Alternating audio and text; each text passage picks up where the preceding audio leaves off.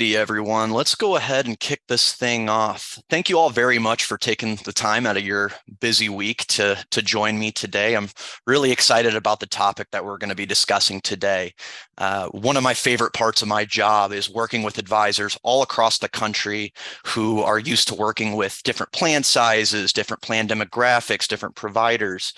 But one of the things that we get asked most commonly here at RPAG is how are advisors using the RPAG resources to win new business, right?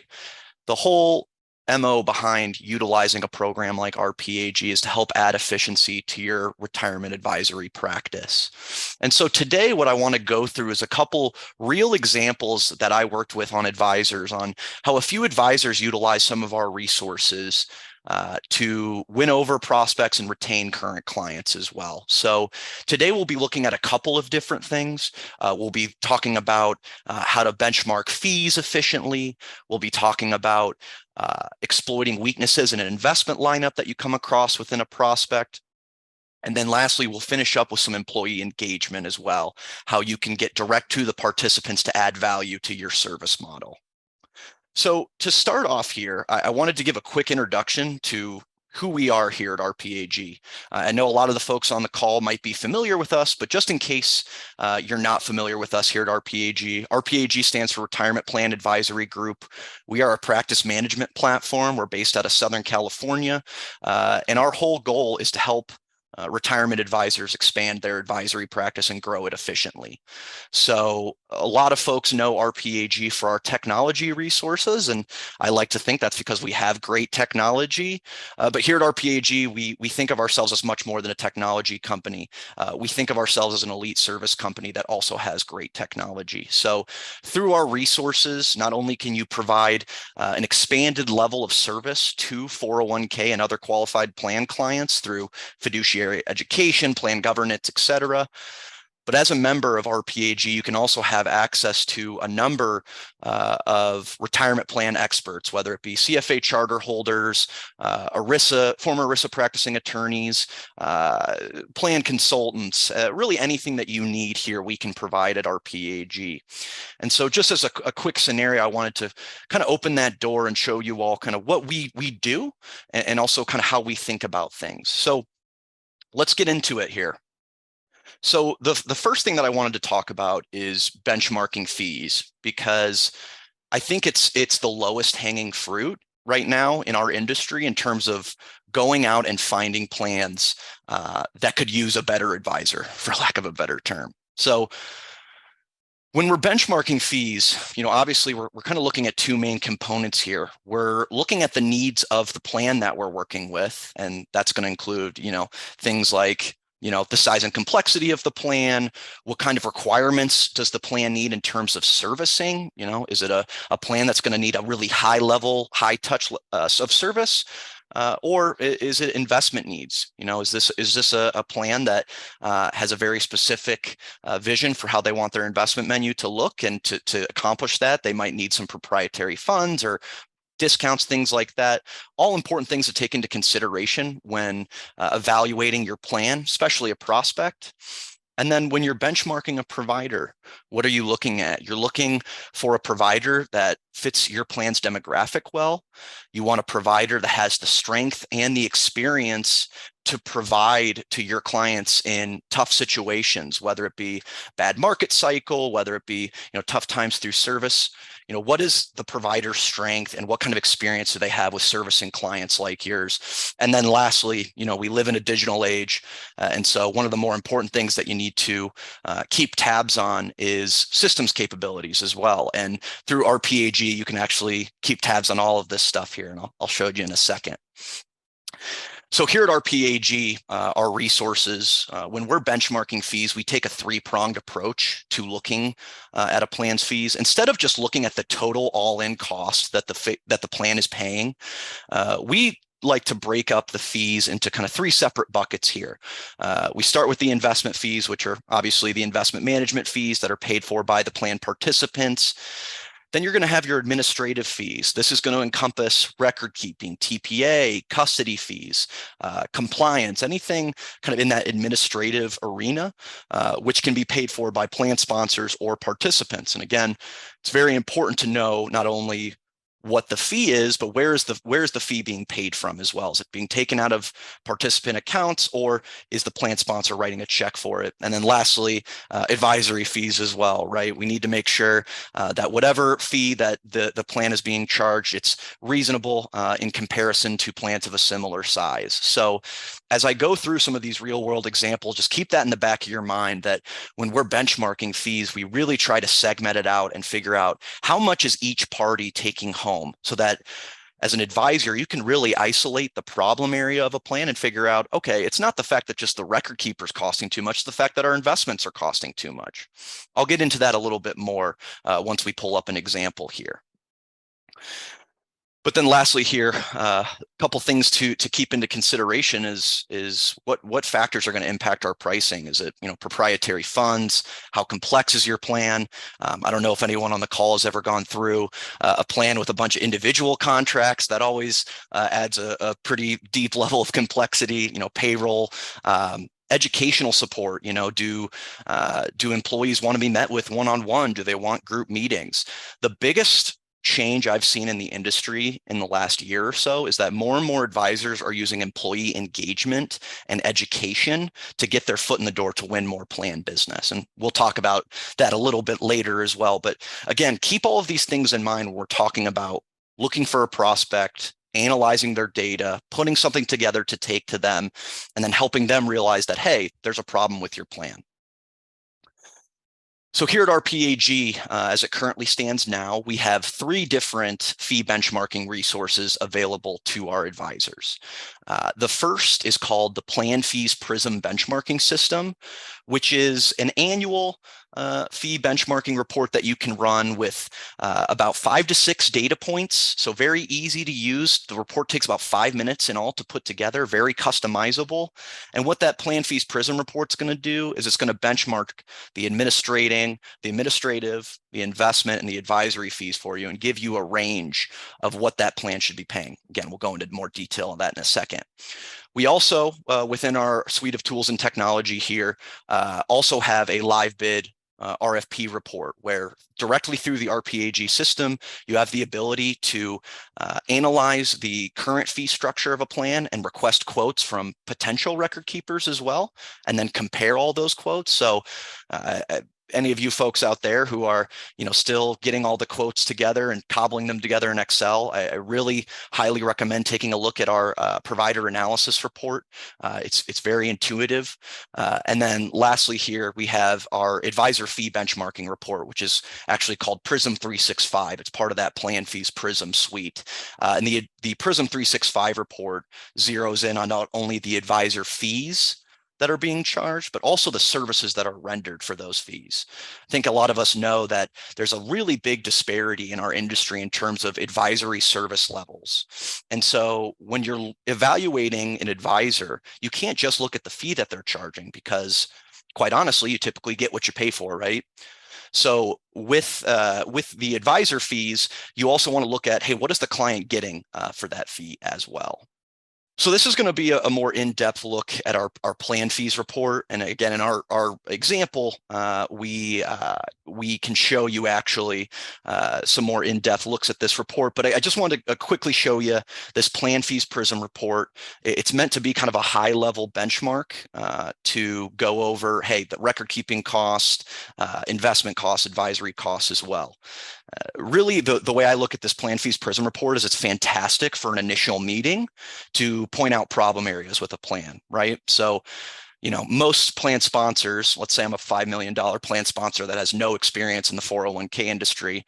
I'm not going to know as a $5 million plan sponsor that 80 basis points is too much to be paying my record keeper. I don't know that because I don't have the industry experience. I don't have the data. That's what this PLANFEES report can bring you. So you as the advisor can come into this initial meeting and say, hey, we did a quick analysis of your plan here. And we noticed, a couple areas here, your record keeping charge was really high, etc. So that's what the PLANFEES PRISM report's going to give you access to do in a very easy way. And again, the report takes 5 minutes at most to put together. And then again, just another look at our advisor fee and service benchmarking report. Again, this is where we're looking at the services that are rendered. How many times is the advisor meeting with the client? How many times is the advisor going on site? Things like that. What kind of employee engagement is the advisor doing? So this is something that we have to specifically focus in on advisor fees, and also can be used as kind of an internal resource to continuously benchmark your service model. And then lastly here, I think we're all familiar with this one, the in-depth bid live analysis here, where instead of getting a true benchmark where you're saying, hey, what should this plan be paying in terms of investment costs or record keeping costs? What the live bid analysis allows you to do through RPAG is to go to actual providers in the industry, record keepers, TPAs, et cetera, and have them input their quote directly into RPAG for you. So no more creating your own Excel sheet and putting it in PowerPoint or anything like that. The providers can put their quote directly into RPAG, and then you as the advisor press a button when you're done, download the report, and you have all the information right there for you. So I know we came here for case studies, right? We all want to see some real life examples here. So the first case study I wanted to bring up was an advisor that I worked with in the middle of 2022. Just some quick hitting statistics about this plan that the advisor came across. This plan that the advisor came across was not one of the advisor's current clients, so they were a prospect, and the advisor noticed, about $17 million in plan assets, 250 participants spread across 2 different locations, and it was a manufacturing company. And so this advisor came across this plan and then reached out to us at RPAG and said, okay, hey, I'm kind of newer to the industry here. I'd really love some help on kind of using your reports here and how we can put together plan information. So kind of take you through the process that we went through with this plan. Now, before I get into that, a real quick plug for our longtime partners at Larkspur Executive. If any of you folks out there are looking for a system to help you search the 5500 database and looking for something that's streamlined and really user-friendly, I can't recommend the Larkspur Executive product enough. There's over 850,000 retirement plans in that database. And not only that you have over 1 million plan contacts stored in that system as well. And on top of that, obviously we have a single sign-on with Larkspur as well. So directly through RPAG, when you log into RPAG, you can click a Larkspur button. It takes you right over to Larkspur. No need to enter another username or password. So again, just wanted to throw that out there in case anyone on the call is looking for, a 5500 search tool or something like that. So getting back to the case study at hand here, the advisor came across this plan using Larkspur. This advisor had, on our recommendation, used the Larkspur Executive service, and we sat down and looked at this plan together. And one of the cool things that Larkspur does that other 5500 search engines don't is they also do some benchmarking for you as well. That's what you can kind of see down below here, kind of on the bottom of our slide here, where they assign a plan rating, they look at the fees, et cetera. And so after analyzing the 5500, some of the other data that was on Larkspur, the advisor said, you know what, I have a hunch that this plan is paying way too much in record keeping costs. The expenses that are listed here on the 5500 are very high for a plan of this size. So what can we do to not only engage this plan, but also show up and give them compelling enough information for the relationship to continue? So that's where PLANFEES came in.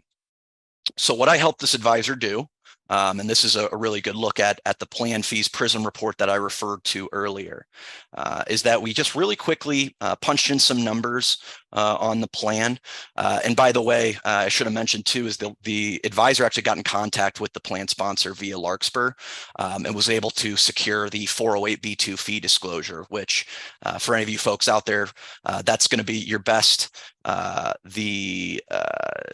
that's going to be your best option there for looking at plan costs and things like that. So the advisor and I took that 408B2, took a look at the fees, and on the left-hand side here, this little purple column, that's going to be the current fees that the plan was paying. So let me real quick here, I'll show you. So you'll notice here, this purple column, the total cost for the plan is $216,000, which, is a lot. But if we look at the data that the PRISM report gives us here, what you'll notice is we get a low, average, and high of the fees that this plan is paying. And really what this is doing for us is putting these fees into context for plans of a similar size. What I mean by that is, again, as a reminder, we're looking at a plan that's about $17 million, 250 participants. And so what me and this advisor did was put together this report where we looked at plans between $12 million and $22.5 million. It's about 1,100 plans in that plan fees universe. And what we did was put in, the investment, record keeping, and advisory costs here. And we got this breakdown here. What you'll notice is the low, average, and high here will give you kind of a range of the fees that a plan should be paying. I know I said I'd save questions till the end. Someone asked, why 408B2 versus 404A5? Doesn't the 404A5 give more fee information? To be honest with you, I've always used the 408B2 because I feel it's the most concise way to look at the annual fees that a plan is paying. The 408A5 does have a lot of fee information, but some of that fee information is typically related to participants as well. And when you're doing a live bid or any sort of benchmarking, you're going to want to make sure that you only have plan level fees on there. So continuing on here, as you can see, we get the low, average, and high here to kind of put the fees into context for us. And if you notice the high here, $220,000, in comparison, our plan is just right under there. So not too bad. But this is kind of why we don't just look at the total plan cost. Let me go to our next slide here and kind of show you this. So when we break out the total cost into these kind of three buckets, the investments, the record keeping, and the advisory fee, again, we're looking at the purple bar as the current plan fees, and then the blue here is going to be your low, the green's the average, the red's going to be your high. What you'll notice here is that when we break these out, we'll notice that the record keeping fee is almost 5 basis points above the high here. And also the advisory fee is, again, right up against the high. So right there, when I was talking to the advisor, we said, okay, so the record keeping fee is high, the investment fee a little above average, but nothing special. So just by looking at this quick information, you can kind of deduce that, okay, the investment expenses aren't low. Obviously, there's not a lot of fee compression with this plan. So maybe this advisor isn't paying close enough attention to this plan. So the advisor actually brought this report to the plan sponsor, showed them this data, said, hey, here's fee data from over 1,000 plans of a similar size in you. And hey, we noticed your record keeping cost is too high. And turns out the advisor that they had been working with had told them they were getting a great deal on their record keeping, their record keeper price. And so what the advisor that I was working with did was said, hey, I can prove to you that we can get you lower here. And so that's where the live bid provider analysis came into play, and the advisor was actually able to take this plan out to bid. And this advisor actually charged a project fee to the prospect to run this plan, and said, hey, I'm happy to do this work for you, but it's going to cost you a little extra money. And so what this advisor did was compared the current plan fees, got all the information from the current plan, went ahead and went out to different bidders and said, hey, we want to go out to these couple of record keepers here. And then also was able to get a rebid on the plan from the current record keeper to say, okay, hey, we know you're taking this plan out to bid. Let us sharpen our pencil a little bit.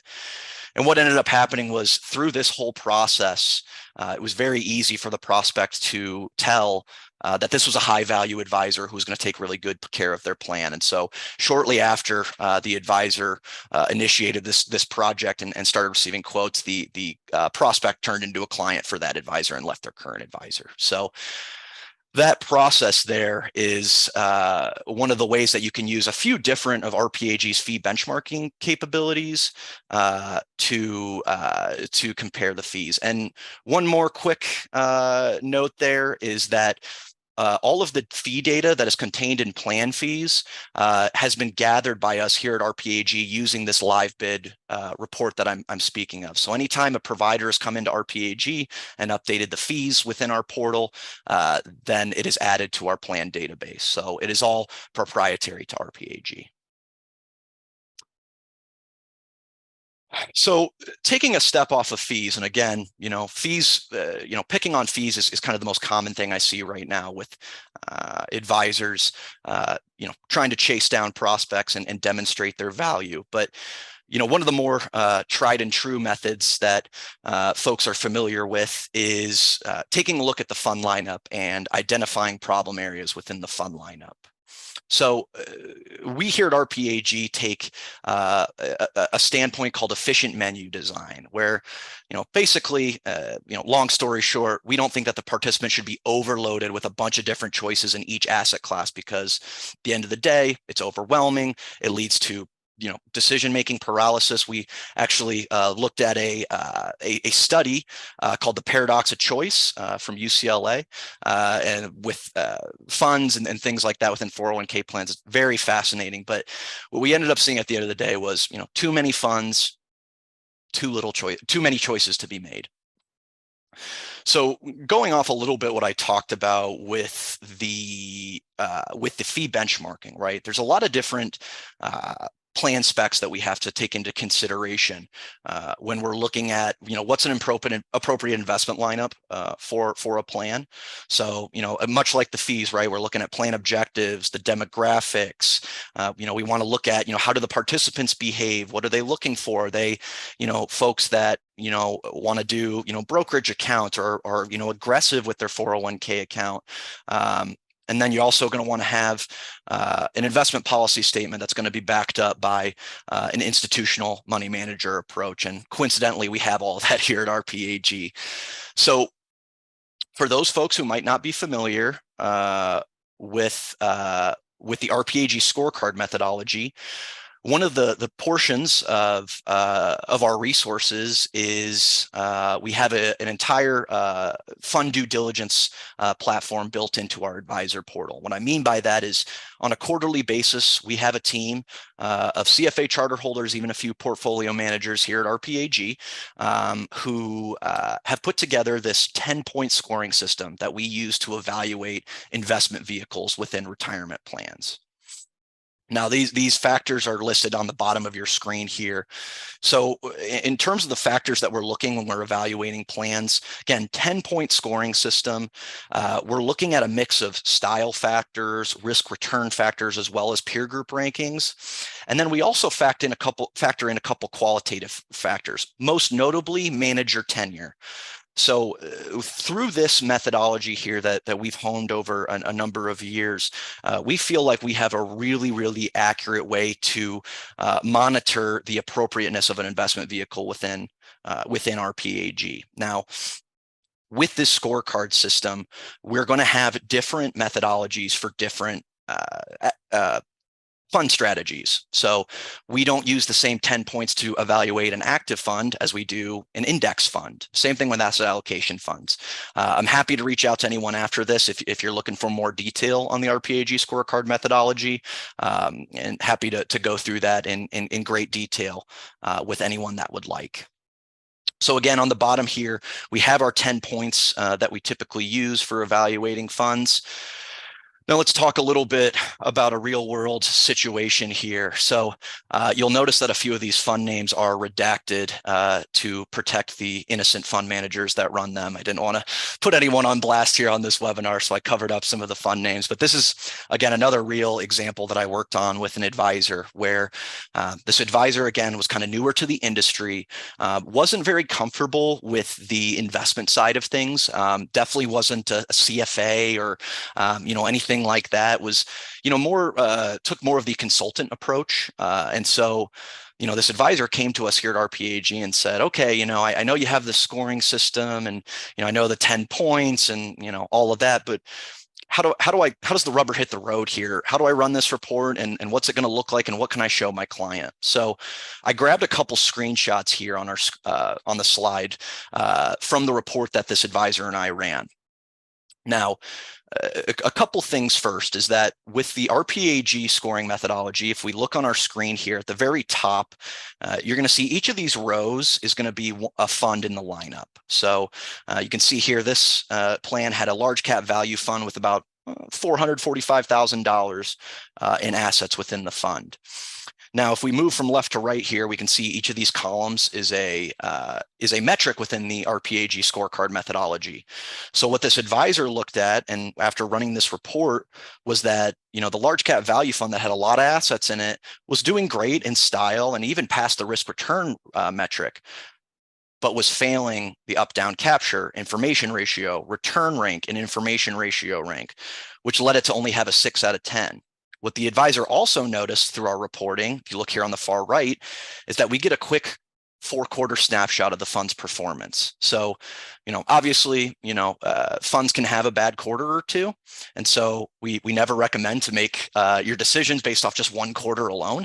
But what our reporting can do is give you up to 8 quarters back look at the fund's scoring performance, so that you can take this to the plan sponsor and say, hey, this fund here scored a 6, and it's actually been scoring a 6 out of 10 for the last 2 years.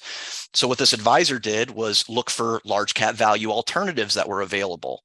And so what this advisor found was not only a fund that scores a 10 out of 10, and that was available on the platform that they were using. You can see it gets all the points that fund above doesn't. But if we go down to the next kind of widget here, again, we're looking at the same 2 funds from up above here. And this is a snapshot from one of our investment reports called the peer group analysis. It's going to show your annualized returns, quarterly returns as well. But here's where this peer group analysis was where it really started clicking for this advisor. What I mean by that is this little red sign here. You notice this up here as well. This is the fund that we're removing, the large cap fund. And down here, this green plus sign, that's the fund that we're proposing to add in.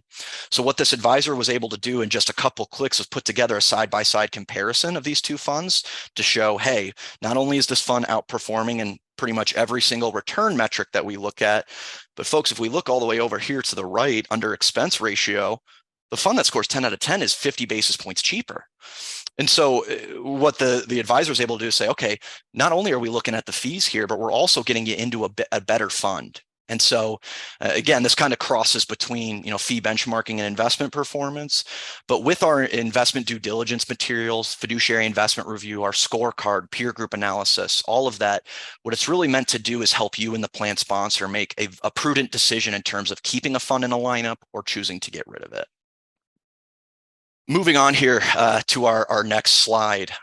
This is, again, the same advisor that I was working with. So the advisor that I was working with took that report to plan sponsor and said, hey, you're currently in this large cap value fund that's doing okay, but we can get you into a fund that's much better. And the plan sponsor sat there and said, oh, wow, well, can you look at our whole lineup and see if there's anything else that any problem areas? And so what this advisor did was come right back to RPAG and say, hey, can I put together, two fund lineup comparisons? And absolutely you can. We have a fund mapping tool within RPAG, which is what we're looking at right now. So on the left-hand side of our screen under provider number 1 there in the green, that's going to be the current fund lineup. I know it's a little bit hard to read there, but I'll make sure to send this out as follow-up here to everyone so you can take a closer look here. What we see on the left-hand side is the current fund lineup. So we see the asset classes in the far left column, the RPAG scores that the fund receives, the amount of assets, and the expense and revenue sharing information. What this advisor was able to do was put together a different fund lineup for them using the same record keeper. So when we're looking at provider 1 and 2 here, think of provider as advisor in this case. So this particular resource works really well for either a scenario where you're looking to move record keepers and figuring out, okay, hey, if we move from provider A to provider B, what is our fund lineup going to look like? This is also a great report so that you can show kind of like a proposal as an advisor to show, hey, prospect, here's your current fund lineup on the left-hand side. And we noticed that you have a few funds that are underperforming. So we swapped those out. And we also, as you see down here below, the information is totaled up at the bottom here, and we can see how much we're saving this particular plan. So again, this report takes 10, 15 minutes to put together. Through RPAG, you can search for funds based by record keeper. You can filter funds based on asset class and RPAG score and tons of other different things as well. But again, this is a very I think easy to understand look at, how we can look at just a singular fund and pick on that with a prospect. We can also look at the entire lineup through RPAG and take a look at it as well. And then lastly, with the investment stuff, folks, we have the CIT access that comes with RPAG. So if you're not familiar with our sister company, FlexPath Strategies, RPAG members get exclusive access to CITs. And really what we did a few years ago was leverage RPAG's size and scale to get exclusive discounts for our advisors on popular funds.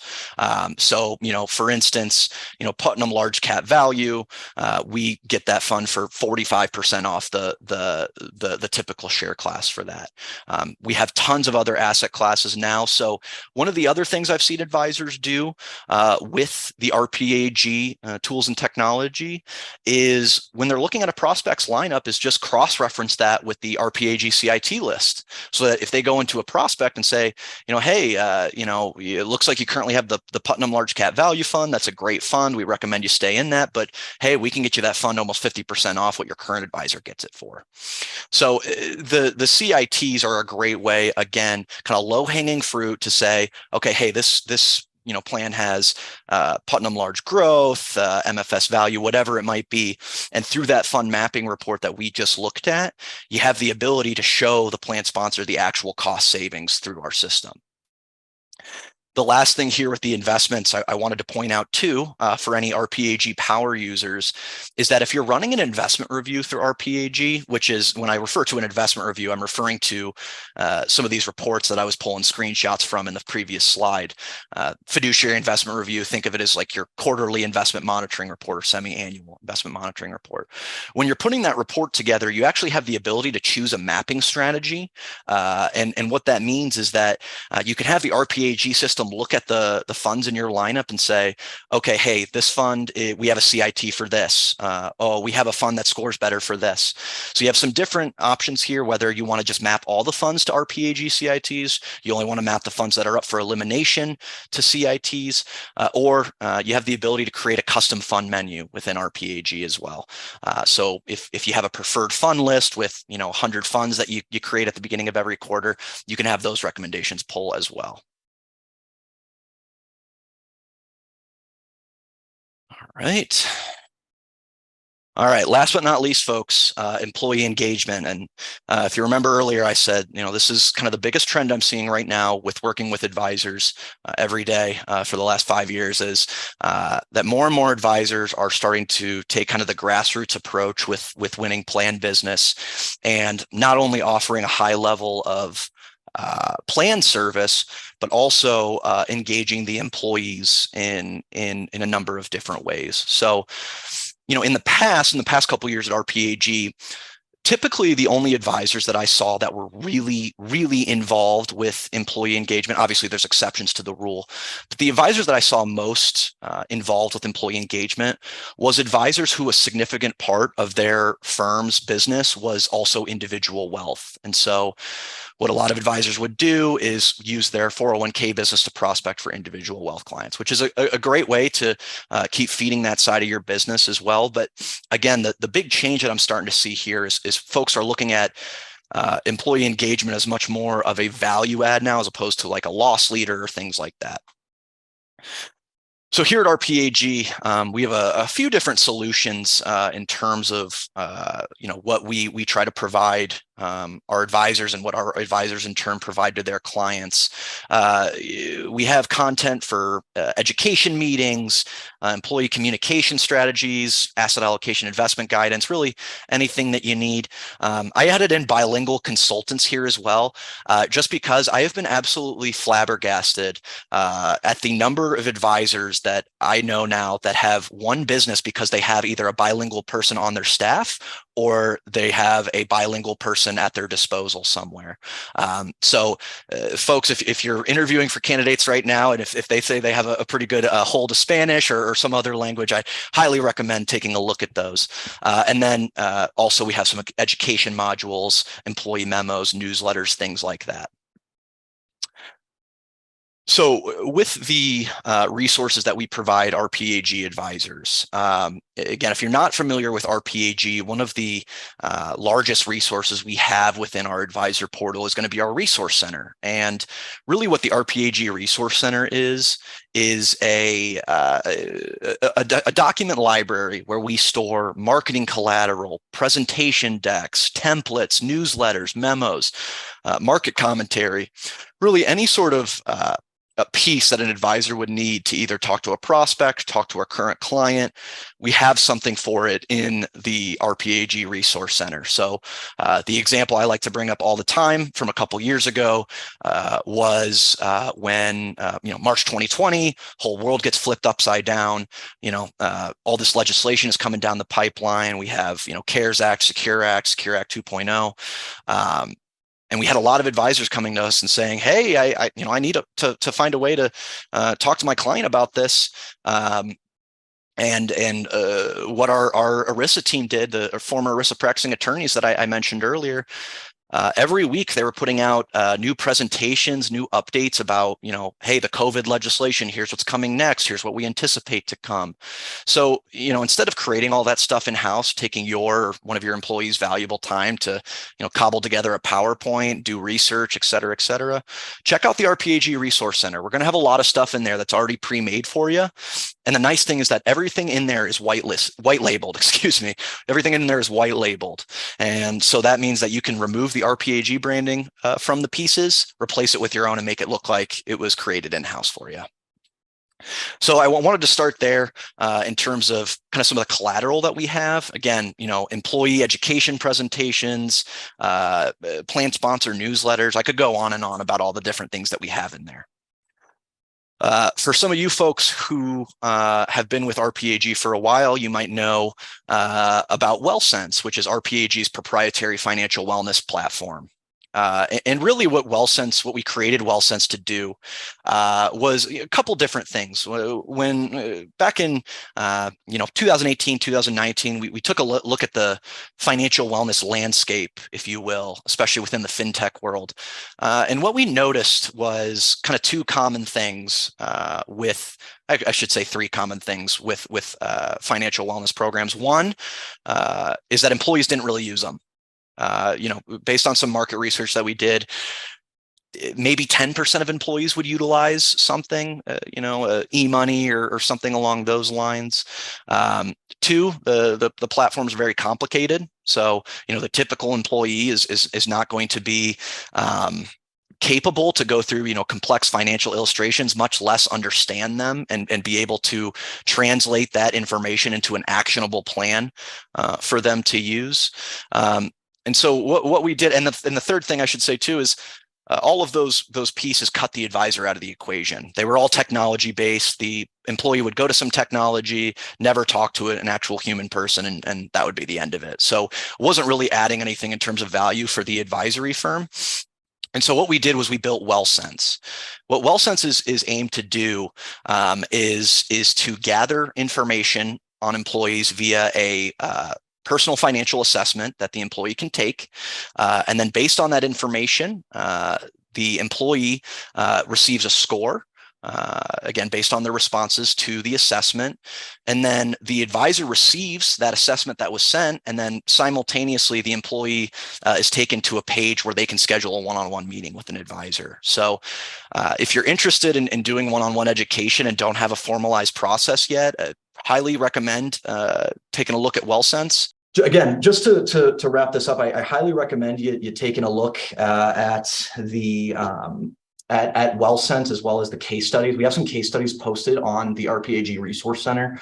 This is one of them that I pulled, but have several other ones as well. But if you're looking to, again, get more to the employee level and really affect employee outcomes, WellSense is a great way to do that. All right, so one anonymous attendee asked, is there a way to build a lineup by uploading an Excel spreadsheet? Yes, there is. In RPAG, we have a feature where you can actually upload an Excel spreadsheet and take a look at that and upload that right into our system here. Let me go ahead and share my other screen. My apologies. But we have so we have the ability to upload via Excel. right, so we had someone ask, does this only work with open architecture? I'm assuming that works, or that was a question asked either during the fee benchmarking or the investments session. And the answer is no. It works with different provider platforms. It works with, provider products, things like that. So no, it works with much more than just an open architecture fund lineup. Another question, are your slides available? Yep, I'll be sending those all out as follow-up here. They're not available on the Resource Center yet, but I will send them out to everyone individually. Can RPAG complete an RFP on behalf of the advisor? So what is the cost? Yes, we do offer outsourcing of RFPs. That is an option for RPAG advisors. The cost actually depends on the plan specs and some other metrics as well. If you're interested in learning more about that, on our screen right now, I have the RPAG support team's contact information.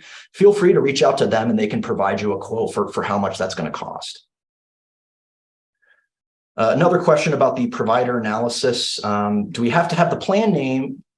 Do we have to have the plan name have to be used in a live bid? I think the question is asking there, do you have to have the plan name included when you go out to bid for the plan? No, you have the ability to make it a blind bid and allow you to, have the record keepers bid anonymously. So if your client wants some confidentiality, we can absolutely do that.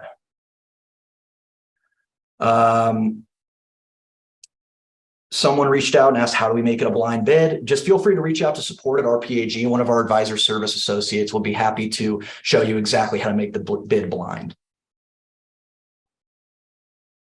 Right. Okay, just going through these. All right. Can you touch on the scorecard with CIT equivalent development? Yeah, I'd be happy to.